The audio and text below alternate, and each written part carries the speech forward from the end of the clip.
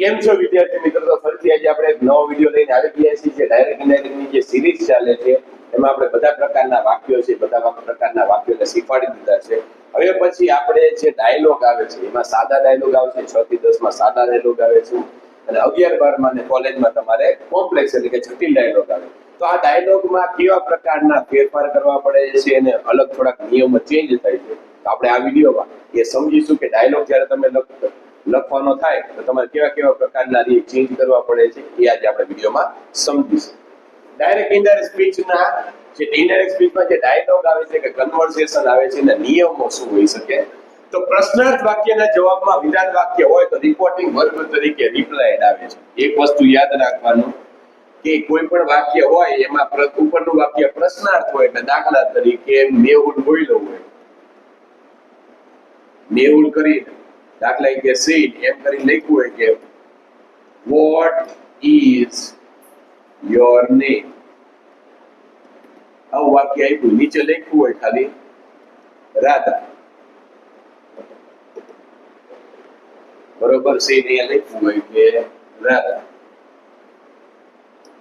આવું વાક્ય ડાયરેક્ટ તમને જ્યારે ડાયલોગમાં આવું જોવું પડે તો ઉપરનું વાક્ય પ્રશ્નાર્થ છે, નીચેનું વાક્ય સાદું છે. કારણ કે નીચેનું વાક્ય સાદું છે એટલે શું કહેવા માંગે છે કે માય નેમ ઇઝ રાધા. એક તો આપણે પૂરા વાક્યમાં લખવાનું છે. ઉપરનું વાક્ય પ્રશ્નાર્થ હોય, નીચેનું વાક્ય સાદું વાક્ય વિધાન વાક્ય હોય. એટલે અત્યાર સુધી આપણે ટોલ્ડ લખતા, આપણે શું લખતા હતા? ટોલ્ડ લખતા હતા. પણ જ્યારે તમે ડાયલોગ નું કરો ત્યારે શું લખવાનું છે? રિપ્લાયડ લખવાનું છે. યાદ રાખવાનું ઉપરનું વાક્ય પ્રશ્નાર્થ હોય, નીચેનું વાક્ય વિધાન વાક્ય હોય એટલે આપણે રિપોર્ટિંગ વર્બ તરીકે ટોલ્ડ ની જગ્યાએ શું લખવાનું છે? રિપ્લાયડ લખવાનું છે. આન્સર્ડ પણ લખી શકો, આન્સર નો સ્પેલિંગ આપણે આવડે ન પાવે એની કરતા રિપ્લાય, દાખલા કે રિપ્લાયડ લખવાનું, ટોલ્ડ ની જગ્યાએ રિપ્લાયડ લખવાનું. ઉપરનો નિયમ શું કે પ્રશ્નાર્થ વાક્યના જવાબમાં જ્યારે વિધાન વાક્ય આવે ત્યારે રિપોર્ટિંગ વર્બ તરીકે શું આવે છે? રિપ્લાયડ આવે છે. પછી યસ હોય તો ઇનડાયરેક્ટ સ્પીચમાં રિપ્લાયડ પોઝિટિવલી લખાય છે અને સહજતાથી એ જ વાક્યને જોડી અને ધેટ નાખો, દાખલા તરીકે ધેટ થી જોડી દેવાનું. આનો હવે આ મતલબ શું કહે છે કે જ્યારે આમ દાખલા તરીકે કોઈ પણ વાક્ય આપ્યું હોય, દાખલા તરીકે આર યુ રીડિંગ, જો આમ આપેલું છે, આપણે ઉદાહરણ આપેલું છે કે પ્રિયંકા નામની છોકરી છે ગોપાલને પૂછે છે કે આર યુ રીડિંગ નાઉ, કે શું તું અત્યારે વાંચી રહ્યો છે? તો આ ડાયલોગમાં આપ્યું છે યસ આપ્યું છે. તો શું લખે છે કે Priyanka asked Gopal if he was reading then now. ઉપરનું વાક્ય એમ નામ લખવાનું. પછી જ્યારે ગોપાલ છે, આ બીજું વાક્ય હંમેશા યાદ રાખવાનું કે પહેલું વાક્ય જે બોલતા હોય એ જે વાક્યની ત્રીજું સામાન્ય રીતે બોલતા હોય, બીજું વાક્ય જે વ્યક્તિ બોલતા હોય એ સામાન્ય રીતે એને વાક્ય ચોથું વાક્ય બોલતા હોય છે. આ ખાસ કરીને આપણે મગજમાં યાદ રાખવાનું છે. તો હવે બીજું વાક્ય છે, આપણે ખબર પડી જાય કે ગોપાલ બોલે છે તો અહીંયા તરત જ લખ્યું જો Gopal replied positively to Priyanka that he was આપણે શું કીધું કે ખાતરી આપવા માટે કે શું તું વાંચી રહ્યો છે? કે હા હું વાંચી રહ્યો છું. that કરીને he was લખ્યું એટલે કે હા કે હું અત્યારે વાંચી રહ્યો છું. તો આખું વાક્ય લખી શકે કે positively to Priyanka that he was reading then, એવું પણ લખી શકાય નહીં. અહીંયા શું લખ્યું કે he was ખાલી લખ્યું છે, he was reading then, એવું પણ આપણે લખી શકીએ છીએ. ખાસ એક ધ્યાન રાખવાનું કે જ્યારે ડાયલોગમાં નાના નાના આવા શબ્દ આપેલા હોય ત્યારે આપણે ઉપરના વાક્યને જોઈ અને વ્યવસ્થિત રીતે વાક્ય રચના બનાવવાની આવે છે. તો પહેલો નિયમ શું કહે છે? પહેલો નિયમમાં કે પ્રશ્નાર્થ વાક્યમાં નીચે વિધાન વાક્ય આવે તો ટોલ્ડ ની જગ્યાએ આપણે રિપ્લાયડ વાપરવાનું છે. પછી યસ આપેલું હોય ડાયલોગમાં તો યસ આપેલું હોય તો શું લખવાનું કે રિપ્લાયડ પોઝિટિવલી, નો આપેલું હોય તો રિપ્લાયડ નેગેટિવલી. ખાસ યાદ રાખવાનું કે ગમે ત્યારે તમે લખો એટલે જે સ્પેલિંગ છે સ્પેલિંગમાં કોઈ પણ જાતની ભૂલ રહે નહીં. પછી એ છે કે નો, જો ડાયલોગમાં નો હોય તો ઇનડાયરેક્ટ સ્પીચમાં રિપ્લાય નેગેટિવલી લખાય. Eric said have you seen my house, Eric નામનો છોકરો છે કે તે મારું ઘર જોયું છે? આઈ કે ના, નો આપ્યું છે તો એરિક ઉપરનું વાક્ય છે આપણે પ્રશ્નાર્થ બનાવતા હોય એ રીતે બનાવી નાખવાનું કે Eric asked me if I had seen his house. I replied negatively to him that I had not, અથવા I hadn't, અથવા I had not seen his house. એવું આખું વાક્યમાં તમે લખો. અહીંયા ભલે ટૂંકું લખ્યું છે પણ ઉપરનું વાક્ય આપણે હંમેશા વાક્ય રચના આગળ જે આખી એ વાક્ય રચના ઉતારી નાખવાની છે. કારણ કે જો નો આપ્યું હોય તો આપણે શું લખવાનું? રિપ્લાય નેગેટિવલી લખવાનું. યસ આપ્યું હોય તો રિપ્લાય પોઝિટિવલી લખવાનું છે. હવે ડાયલોગમાં કેટલાય પ્રશ્ન હોય તો પ્રથમ વાક્યમાં આસ્ક અને બીજું વાક્ય પ્રશ્ન હોય તો અગેન આસ્ક લખવાનું છે. ડાયલોગ આપણે દાખલા તરીકે એક જ વ્યક્તિ બે પ્રકારના પ્રશ્ન પૂછે છે. કેટલી વખત એવું બને છે કે બે વિધાન વાક્ય હોય છે અને બે પ્રકારના પ્રશ્ન પૂછે કે શું તું સૂતો હતો, કે શું તું જાગતો હતો. એક જ વ્યક્તિ બે પ્રકારના પ્રશ્ન પૂછે તો જ્યારે પહેલો પ્રશ્નમાં જ્યારે આપણે રિપોર્ટિંગ વર્બ તરીકે આસ્ક લખવાનું છે, બીજો પ્રશ્ન પૂછીએ ત્યારે એને અગેન આસ્ક લખવાનું જવાબ. And again, the teacher asked Dharam, are you ready to write? કે શું તું તૈયાર છે લખવા માટે? Have you any problem? કે શું તારે કોઈ પ્રોબ્લેમ છે? તો આપણે ઉપરનું વાક્ય છે, ઉપરનું વાક્યમાં પહેલું વાક્ય જ્યારે જોડીએ ત્યારે આસ્ક લખવાનું છે રિપોર્ટિંગ વર્બ તરીકે. ત્યારે બીજું વાક્ય એને જોડીએ ત્યારે એને અગેન આસ્ક એવું લખવાનું છે. કારણ કે બીજી વખત એ પૂછે છે. ખાસ એક ધ્યાન રાખવાનું કે ડાયલોગમાં જ્યારે બે વાક્ય બે પ્રશ્નાર્થ વાક્ય પૂછતા હોય તો પહેલું હોય એમાં આસ્ક લખવાનું રિપોર્ટિંગ વર્બ તરીકે, બીજામાં હોય ને અગેન આસ્ક લખવાનું. તરત જ the teacher asked Dharam if he was ready to write and again asked if he had any problems. કે શું તેને કોઈ પણ જાતની સમસ્યા છે. અહીંયા લખ્યું નથી પણ હંમેશા યાદ રાખવાનું કે અગેન આસ્ક લખીને પછી આપણે સામાન્ય રીતે સાંભળનાર લખવાનો. જે રીતે વાક્ય રચના એમ જ યાદ રાખવાની, બોલનાર, રિપોર્ટિંગ વર્બ, સાંભળનાર, સંયોજક અને જે પછી રિપોર્ટિંગ સ્પીચમાં જે પ્રકારના ફેરફાર થતા હોય કરી જ નાખવાનું. તમને કેટલી વખત કેટલાય ગ્રામરમાં ને એવું બધું થશે, એક વખત આવી શોર્ટની તમને ટેવ પડી જશે પછી મગજમાંથી સાંભળનારને કેટલી વખત ઝડપીમાં નીકળી જાય છે. એટલે યાદ રાખવાનું, બોલનાર, રિપોર્ટિંગ વર્બ, સાંભળનાર, સંયોજક અને જે રિપોર્ટિંગ સ્પીચમાં જે પ્રકારનું વાક્ય એ પ્રકારે જે ફેરફાર થતા એ કરી દેવાના. ભલે આપણે બીજું વાક્ય લખતા હોય તોય તે સામાન્ય રીતે ગ્રામરમાં સાંભળનાર લખતા નથી જોયા, સાંભળનાર આપેલું નથી, છતાં પણ આપણે સાંભળનારામાં લખવાનું કે જેથી આપણે, કારણ કે સાંભળનાર લખ્યું હશે તો તરત જ તમારા મગજમાં લાઈટ થશે કે ભાઈ મારે બોલનાર અને સાંભળનાર, કારણ કે બોલનાર તમને ખબર હશે, સાંભળનાર તમે સ્કીપ કરશો એટલે તમે ભૂલી જશો અને જે પછી રિપોર્ટિંગ સ્પીચમાં જે પ્રકારના ફેરફાર કરવાના છે ને એમાં તમારે કન્ફ્યુઝન પેદા થશે. કારણ કે આપને ખબર છે કે પહેલા પુરુષના નામ હોય તો બોલનાર પ્રમાણે પડે, બીજા પુરુષના હોય તો સાંભળનાર પ્રમાણે પડે. એટલા માટે આપણે સ્કીપ કરવાનું નથી. રિપોર્ટેડ સ્પીચમાં એકથી વધુ વિધાનવાચક વાક્ય હોય તો બીજું માટે એને એડેડ ધેટ લખે છે. એ તમને ખબર છે સામાન્ય રીતે કે રિપોર્ટિંગ સ્પીચમાં એટલે ડાયલોગમાં બે સાદા વાક્ય આપેલા, બરોબર, ત્રણ હોય તો એને અગેન એડેડ ધેટ એવું લખી શકીએ આપણે. સમજી કે પહેલું વાક્ય હોય તો આપણે જે નોર્મલ રીતે કરતા હોય સાદું ટોલ્ડ પણ લખી શકો, પ્રશ્નાર્થના જોવામાં આવે તો રિપ્લાય પણ લખી શકો. પણ બીજું વિધાન વાક્ય આવ્યું તો બીજા વિધાન વાક્યમાં આપણે શું કહીએ? એને એડેડ ધેટ. એમાં તમારે સાંભળનાર લખવાની જરૂર પડતી નથી. અને પાછું ત્રીજું જ વિધાન વાક્ય આવે તો અગેન એડેડ ધેટ. અગેન એટલે ફરીથી, એડેડ ધેટ એટલે જોડી દેવાનું. એક યાદ રાખવાનું કે બે વિધાન વાક્ય હોય તો બીજું વાક્ય જોડવા માટે શું કરવાનું? Added that. જો આપેલું છે તો mother said to his give me your progress card. મધરે એવું કીધું કે મને તારું એ પ્રોગ્રેસ કાર્ડ આપ. તો બીજું વાક્ય આપણે જોયું, પાછળનું વાક્ય સાદું વાક્ય છે તો તરત જ એને added that she wanted to see you. તરત બીજું વાક્ય છે એ આપણે એડેડ ધેટ કરી જોડી નાખ્યું. આ બધા ડાયલોગના નિયમ છે. પણ છતાં પણ આના તમને દાખલા તરીકે આને તમે ફરીથી સાદું વાક્ય બનાવો તો દુનિયામાં કોઈની એવી તાકાત નથી કે તમારું ખોટું પાડી શકે. સમજી ગયા? તમને આ યાદ ન રહ્યું અને પરીક્ષામાં એડેડ ધેટની જગ્યાએ તમે ફરીથી પાછા બોલનાર, રિપોર્ટિંગ વર્બ, સાંભળનાર, સંયોજક અને સાદું વાક્ય જે રીતે આપણે વાક્ય બનાવતા રીતે લખી નાખો તો દુનિયામાં કોઈની તાકાત નથી કે તમારું ખોટું પાડે. શું કરવા? એમાં તમારો સમય બચે કે જેથી તમને ડાયલોગ આવે. બાકી ગમે ત્યાં તમે સાદું વાક્ય જે શીખવાડ્યા છે એ પ્રમાણે એને ચેન્જીસ તો કરી જ શકો. સર જેવા માર્ગદર્શક શબ્દ હોય તો રિપ્લાય વિથ રિસ્પેક્ટ લખો. જ્યારે ડાયલોગમાં સર એવા શબ્દ આપેલા હોય તો રિપોર્ટિંગ વર્બની સાથે વિથ કરી રિસ્પેક્ટ આપણે જોડી દેવાનું છે. એટલું યાદ રાખવાનું કે જ્યારે ગમે ત્યારે ડાયલોગમાં સર જેવા શબ્દ આપેલા હોય તો જે રિપોર્ટિંગ વર્બ છે એની સાથે વિથ કરી, ભલે પછી પ્રશ્નાર્થ વાક્ય હોય તો એની જોડે જોડી દેવાનું, ઉદ્ગાર વાક્ય હોય તો એની જોડે જોડી દેવાનું. જેવા પ્રકારનું વાક્ય હોય એ પ્રકારે આપણે રિસ્પેક્ટ વિથ રિસ્પેક્ટ જોડી દેવાનું. પછી એને અગેન રિપ્લાઇડ આવે છે. તમને કીધું કે બીજી વખત પછી જવાબ આપતો હોય તો અગેન રિપ્લાઇડ. પહેલામાં તો ખાલી રિપ્લાઇડ આવે, બીજો એ રિપ્લાય આપતો હોય તો અગેન રિપ્લાઇડ આવે.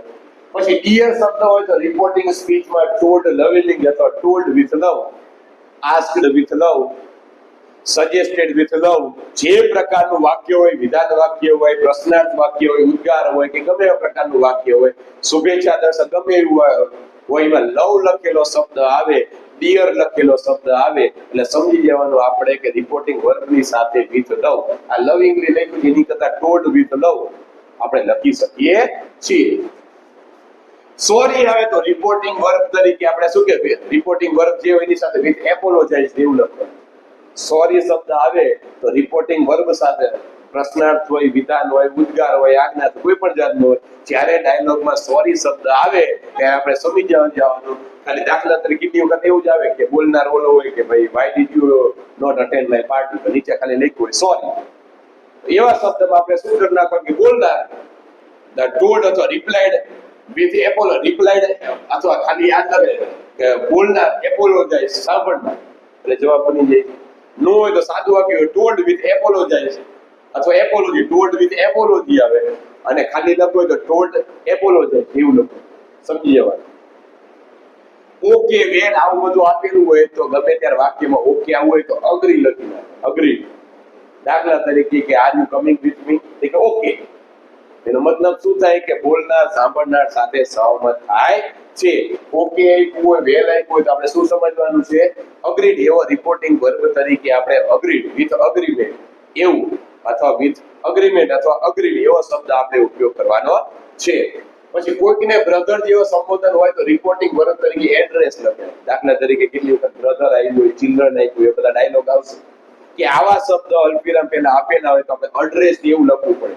દાખલા તરીકે એવું લખેલું હોય કે the teacher address students as daughter, students as daughter's. દાખલા તરીકે કે ડોટર્સ યુ આર હેપી એવું લખેલું તો આપણે દાખલા કે ડોટર્સ નીચે લખ્યું હોય પછી અલ્પવિરામ લખ્યું હોય યુ આર હેપી લખેલું હોય તો જે ડોટર્સ એ શબ્દને આપણે એવું લખવું હોય કે teacher address students as daughter's, teacher address students as daughter's, કે શિક્ષકે વિદ્યાર્થીઓને દીકરીઓ તરીકે સંબોધન કર્યું. એન્ડ પછી જે સાદું વાક્ય હોય તો સાદા પ્રમાણે ફેરફાર કરવાનો, પ્રશ્નાર્થ હોય તો પ્રશ્નાર્થ પ્રમાણે ફેરફાર કરવાનો છે. દાખલા કે આમાં છે કે Mehul said to the clerk brother, તો Mehul address the clerk as a brother, કે મેહુલે ક્લાર્કને ભાઈ તરીકે સંબોધન કર્યું. પછી હવે કેટલાય દાખલા તરીકે આપણે જોઈએ છે કે આશ્ચર્ય થયું તો ટોલ્ડ વિથ સરપ્રાઈઝ. જે રીતે આપણે ઉદ્ગાર વાક્યમાં આવતું હતું એ જ આપણે યાદ રાખવાનું છે, ગમે એ વાક્યમાં કામ આવે. પછી વધુમાં કહ્યું હોય તો ફર્ધર ટોલ્ડ, આપણે વધારીમાં કે ડાયલોગમાં આવશે. પછી ભાવુકતાપૂર્વક કીધું એટલે ભાવુકતાપૂર્વક એટલે કોઈ પણ વ્યક્તિને દાખલા તરીકે ભાર દર્શક કીધું, કેટલાય વાક્ય હોય કે જેમાં ભાર દર્શાવતા હોય તો એને હું એમ્પેથેટિકલી કહેવાય. પછી છે યાદ અપાવવું હોય તો રિમાઇન્ડેડ. પછી છે ઉત્સુકતાથી કીધું હોય તો ક્યુરિયસલી, ખાતરીપૂર્વક તો રિઅસ્યોર્ડ. પછી પૂછવું હોય તો ઇન્ક્વાયરી કહી શકીએ આપણે, આસ્ક્ડ કહી શકીએ. પછી આમંત્રણ આપવું હોય તો આમંત્રણ આપવાની ભાવના હોય ડાયલોગમાં તો ઇન્વાઇટેડ આવે. માહિતી આપવી હોય તો ઇન્ફોર્મ્ડ આવે. સંભળાવ્યું હોય, જવાબદારી આપવી હોય તો સંભળાવ્યું ટોલ્ડ હોય, રિપ્લાઇડ હોય. ઉત્સાહપૂર્વક કીધું હોય તો એન્થુઝિયાસ્ટિકલી, કે કોઈ પણ વસ્તુ વિદ્યાર્થીએ કે ઉત્સાહપૂર્વક ભાગ લીધો એવું કંઈક ડાયલોગમાં આવતું હોય તો વિથ એન્થુઝિયાસ્ટિકલી. પછી વર્ણન કરવા માટે રિલેટેડ અથવા ડિસ્ક્રાઇબ્ડ આવે. સખત રીતે કીધું હોય તો ટોલ્ડ ફર્મલી. પછી ગૌરવ કીધું હોય તો ટોલ્ડ રિસ્પેક્ટફુલી. સંકોચ તો ટોલ્ડ વિથ હેઝિટેશન. જો તમને મેં હમણાં કીધું હતું કેટલાય વાક્યમાં છે ઉદ્ગારચિહ્ન હોય, પ્રશ્નાર્થચિહ્ન હોય, વાક્ય સાદું દેખાતું એટલે વિદ્યાર્થીઓને કન્ફ્યુઝ કરવા માટે ઘણી જગ્યાએ આવે છે. તો ક્વેશ્ચન માર્ક હોય તો હેઝિટેશન, જો હેઝિટેશન એટલે હેઝિટેન્ટલી લખ્યું છે ને, હેઝિટન્ટલી એટલે હેઝિટેન્ટલી એટલે આપણે ખબર નથી એમાં શું કરવું, હેઝિટેશન આપણને. પછી ચિંતા ભરી દીધી હોય તો ટોલ્ડ એન્ક્સિયસલી અથવા વરીડલી. આશ્ચર્યથી કે ટોલ્ડ વિથ શોક. આગ્રહ હોય તો ટોલ્ડ ઇન્સ્ટિંક્ટિવલી. વ્યંગના એટલે કોઈનું મજાક કર્યું હોય, કોઈને એવું કર્યું હોય તો હ્યુમર અથવા સેટરિકલી, એટલે સેટરિકલી એટલે કોઈનું કટાક્ષ કરવાનું. કેટલા એવા ડાયલોગમાં તમે જોજો કે એકબીજાને કટાક્ષ કરતા જોવા મળે છે. પછી કોઈ દાવો કરવાનો હોય, કોઈ વસ્તુ ક્યાં મારી છે તેમાં ક્લેડ આવે. બૂમ પાડીને કીધું હોય તો સાઉટેડ આવે. પછી અભિવાદન એટલે કે ભાઈ તમે કોઈને જે રીતે સંબોધન કર્યું હોય, ગુડ મોર્નિંગ કર્યું હોય, બેસ્ટ ઓફ લક, તેમાં ગ્રીટેડ આવે. પછી ફરિયાદ કરવી હોય તો કમ્પ્લેન્ટ આવે, જાહેર કરવું હોય તો અનાઉન્સ આવે, આનંદપૂર્વક કીધું હોય તો ચીયરફુલી અથવા જોય આવે, પછી શાંત કીધું હોય તો જેન્ટલી, સિમ્પલી આપણે લખી ટોલ્ડ વિથ સિમ્પલી લખી શકીએ. એટલે જે અંગ્રેજીમાં જેવા પ્રકારના જે શબ્દો તમને ખબર છે એ પ્રકારને આપણે વિથ કરી જોડી દઈએ તો પણ કોઈ દિવસ કોઈ ખોટું પાડી શકે નહીં. અને ઉત્સાહથી કીધું હોય તો એક્સાઇટેડ આવે, કોઈ સાંત્વનપૂર્ણ એટલે શું કહેવાય કન્સોલ, એટલે કોઈ ગુજરી ગયા હોય તો એને આપણે સાંત્વન આપતા હોય તો આપણે શું આવે કન્સોલ્ડ આવે અથવા કન્સોલેશન આવે. જી આવે. હવે આ સાદો જે ડાયલોગ છે જે તમારે પૂછાય છે એને આપણે સોલ્યુશન કરી નાખીએ. આવો ડાયલોગ એટલે 6 થી 10 માં તમારે આવો ડાયલોગ પૂછાય કે જેમાં કોઈ પણ આમાં તમને કઈ નક્કી કરવાનું નથી, ખાલી ખબર જ પડી કે પહેલું વાક્ય આ બોલે છે, બીજું વાક્ય આ. Will you marry with me? Devyani કહે છે. દેવ્યાની સૌથી પહેલા જોવાનું કેવા પ્રકારનું વાક્ય છે, પ્રશ્નાર્થ વાક્ય છે. આ પ્રશ્નાર્થ કેવું છે એ સાદું પ્રશ્નાર્થ છે એટલે મગજમાં તરત આવી જાય. રિપોર્ટિંગ વર્બ તરીકે આસ્ક આવે, સંયોજક તરીકે ઇફ આવે, વિધાન પ્રશ્નાર્થ વાક્યનું વિધાન વાક્ય બનાવવાનું છે. કોને કહે છે? કેસને કહે છે. આસ્ક, કેસ, ઇફ તરત જ મગજમાં આવે યુ આવે. યુ જે બીજા પક્ષના સર્વનામ જેવી સાંભળનાર પ્રમાણે પડે. સાંભળનાર એ છોકરો છે ને હી વિલ નું વુડ મેરી. નીચે પહેલા પુરુષના સર્વનામ છે, સાંભળનાર બોલનાર પ્રમાણે બોલનાર એ છોકરી છે એટલે હર આવે. અને હંમેશા જ્યારે ડાયલોગ તમે લખો એટલે આપણે ફકરો લખવાનો છે, વાક્ય લખવાના નથી. ખાસ એક યાદ રાખવાનું કે જ્યારે તમે ડાયલોગનું ઇનડાયરેક્ટ સ્પીચમાં ફેરફાર કરો ત્યારે આપણે વાક્ય લખવાનું નથી, આખો ફકરો લખવાનો છે. તરત જ મગજમાં થઈ નો આઈ કાન્ટ તો શું આવે? કેસ. ઉપરનું વાક્ય પ્રશ્નાર્થ, નીચેનું વાક્ય સાદું એટલે ટોલ્ડ ની જગ્યાએ રિપ્લાઇડ લખવું પડે. નો આપ્યું એટલે replied negatively. Kach replied negatively to Devyani that, સંયોજક તરીકે ધેટ. આય છે પહેલા પુરુષના સર્વનામ છે, બોલનાર પ્રમાણે ફરે આય એટલે હી. કાન્ટ નું કુડન્ટ, કુડન્ટ. આ ખાલી નાનું વાક્ય છે, આપણે આવી રીતે ખાલી લખી નથી નાખતા. ઉપરના વાક્યને આપણે સમજવાનું છે. ઉપર એમ કીધું કે શું તું મારી સાથે લગ્ન કરી શકે? બોલો કે ના હું નહીં કરી શકતો. આપણે ઉપરથી આખું વાક્ય ઉતારવું પડે કે ના હું તારી સાથે લગ્ન કરી શકીશ નહીં. આખે વાક્ય આપણે સમજવું પડે. ક્યાંથી લેવા? નો that he couldn't marry. અહીંથી લઈ લેવાનું. જવાબ અને Kach replied negatively to Devyani that he couldn't marry her. Her શું કરવા લીધું? કારણ કે ઉપરના વાક્યમાં તમે જો, ઉપરનું વાક્ય તમે જોશો એટલે તમને તરત જ ખબર પડી જશે કે મારે નીચે કેવા પ્રકારનું વાક્ય ઉતારવાનું છે. પછી ત્રીજું છે દેવ્યાને વોટ ઇઝ ધ પ્રોબ્લેમ. પ્રશ્નાર્થ વાક્ય છે, WH વાળું છે એટલે તરત જ દેવ્યાની પૂછે છે કે તારે પ્રોબ્લેમ શું છે? Devyani asked Case what the problem was. The problem is I was. તરત જ હવે તમે આટલા બધા વાક્ય કર્યા એટલે તરત જ મગજમાં ફિટ થઈ જાય કે હવે કઈ કરવાનું નથી, આ વાક્ય જ છે. પણ 4 વાક્ય આવ્યા, ભેગા આવ્યા છે. બાકી આ બધા પ્રકારના જે અત્યાર સુધી તમે વાક્યો કરેલા છે વાક્યો જ છે, પણ આ વાક્યો 4 ની જોડીમાં આપેલા હોય, વધારે કેટલી હોય 6 ની જોડીમાં આપ્યા હોય કે ભાઈ બે વ્યક્તિ, એક વ્યક્તિ 2 વાક્ય બોલે, બીજો વ્યક્તિ 2 વાક્ય. આ વાક્ય જ છે પણ કેવા આપ્યા છે? જોડીમાં આપ્યા છે. Now you are my sister as we have the same father. હવે ઉપરનું વાક્ય પ્રશ્નાર્થ, નીચેનું વાક્ય જો ઈ કેવું છે? વિધાન વાક્ય છે એટલે આપણે ટોલ્ડ ની જગ્યાએ રિપ્લાઇડ લખવાનું છે. તો કેસ રિપ્લાઇડ દેવ્યાની ધેટ. બોલનાર રિપોર્ટિંગ વર્બ તરીકે રિપ્લાઇડ, સાંભળનાર સંયોજક તરીકે ધેટ. નામનું આપણે ખબર છે, નામનું થાય ધેટ. યુ આપ્યું છે સાંભળનાર પ્રમાણે પડે. સાંભળનાર અહીંયા કોણ છે? દેવ્યાની છે એટલે શી. આનું શું થાય? ઇઝ નું ઇઝ એમ કે આનું વોઝ વેર થાય. ત્યાં સી આઈ બોલે વોઝ આઈ વોઝ. પહેલા પુરુષના સર્વનામ માય એટલે બોલનાર પ્રમાણે પડે. બોલનાર એ છોકરો છે એટલે is I. she was his sister as we. વી પરથી બોલનાર પ્રમાણે ફરે. બોલનાર અહીંયા છોકરો છોકરી બંને છે એનું બહુવચન જોઈએ કારણ કે વી બહુવચન છે એટલે they have had the same father. જવાબ બને કે કેસ રિપ્લાઇડ દિવ્યાની ધેન શું કરવા નાવ છે એટલે ધ્યાન કરવું પડે. સી શું કરવા આવ્યું કારણ કે યુ આપ્યું છે યુ સાંભળનાર બીજા પુરુષના સર્વનામ છે સાંભળનાર પ્રમાણે કરે સાંભળનાર અહીંયા દિવ્યાની છે એટલે સી આવ્યું. પછી ઈઝ એમ કે આર હોય એનું વોસ વેર કરવું પડે એટલે આપણે સી ની સાથે હંમેશા વોસ વપરાય એટલે વોસ કીધું. પછી ઈઝ શું કરવા કારણ કે પહેલા પુરુષના સર્વનામ છે આઈ મી માય સેલ્ફ એ બોલનાર પ્રમાણે કરે બોલનાર એક કેસ છે છોકરો છે એટલે ઈઝ આવ્યું. સિસ્ટર એ પછી વી છે વી પહેલા પુરુષના સર્વનામ છે આઈ વી એટલે વી બોલનાર પ્રમાણે ફરે બોલનાર એ છોકરો છે છોકરાનું હી થાય પણ એનું વી છે એ બહુવચન છે એટલે હી સી નું બહુવચન થાય ધે એટલે આપણે ધે મૂક્યું છે એવનો હેડ થાય અને ધ સેમ ફાધર એટલે જવાબ બનશે Kach replied Devyani then she was his sister as they had the same father. તો આ વિડિયોમાં આપણે જે ડાયરેક્ટ ઇનડાયરેક્ટમાં જે સાદા વાક્ય ડાયલોગ આવે છે ડાયલોગમાં આપણે કેવી રીતે ફેરફાર કરી શકીએ એ સમજી લીધે.